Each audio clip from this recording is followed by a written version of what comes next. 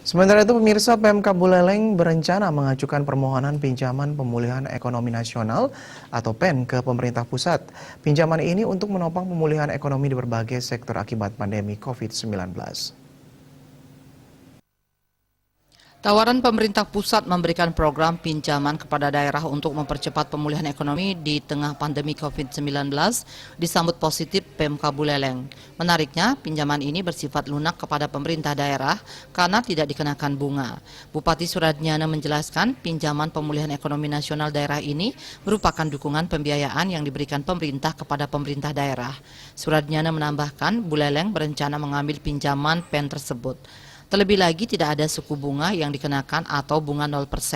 Pihaknya bersama tim anggaran pemerintah daerah akan segera menyusun perencanaannya.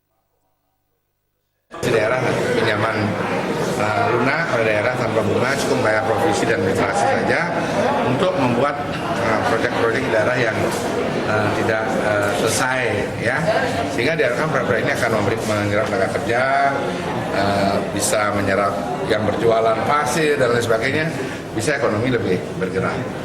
Nah, tentu kalau saya di kepala daerah sekarang harus mendrive dengan baik, akan pilah-pilah mana yang sifatnya mempercepat pertanian, membangun irigasi misalnya, mana yang membangun proyek-proyek yang bisa memberikan value ke depannya, ini macam-macam, itu loh. Jadi sehingga saya akan coba memilah-milah, saya akan lapor ke DPR saya minta memberikan masukan. Jadi seperti saya sampaikan tadi, mari berdebat substansi.